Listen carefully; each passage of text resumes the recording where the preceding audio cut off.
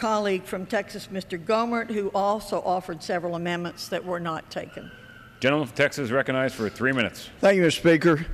There should have been amendments to this because there are all kinds of problems with it. When in America we start dividing this country into groups, we got trouble. And that's what this bill does. It divides America into groups and says these over here are more important to protect than the rest of you guys. That is a problem.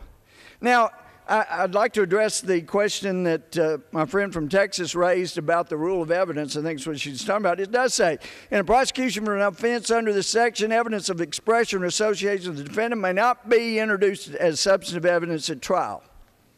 Oh, that's a comma then that says unless the evidence specifically relates to that offense. 18 U.S.C. Section 2A says if you aid, abet, counsel, induce someone to commit a crime, you are just as guilty as the one that committed it. So, for example, I have a Bible here that my uncle was given when he entered World War II. It has a flyleaf cover that says, as Commander-in-Chief, I take pleasure in commending the reading of the Bible to all who serve in the armed forces of the United States. Throughout the centuries, men of many faiths of diverse origins have found in the sacred book words of wisdom, counsel, and inspiration. It is a fountain of strength and now, as always, an aid to attaining the highest aspirations of the human soul. That's signed Franklin D. Roosevelt in this little Bible.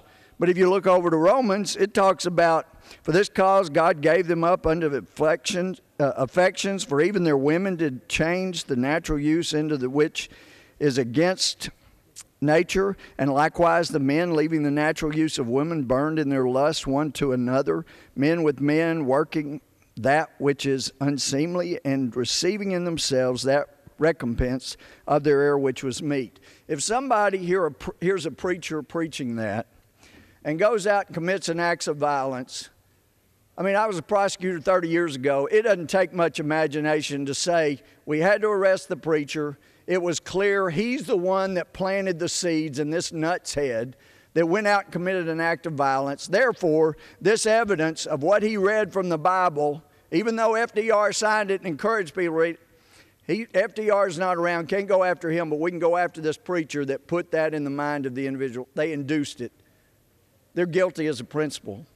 And even if they're not, just arresting pastors a few times and saying we're going to let the jury decide what his intent was will be enough to have a chilling effect. There is no federal nexus here. There is no epidemic. There's no evidence of an epidemic. There's no need. Every case that's been brought up, including Matthew Shepard, in that case they got life without parole. The other got 2 life sentences. James Byrd, the 2 defendants most culpable, got what they deserved. They got the death penalty. In this case will not affect that. The other guy got life. Wouldn't affect him. There's no need. There's no epidemic. It divides America. Why don't we say no to this and let America be united again?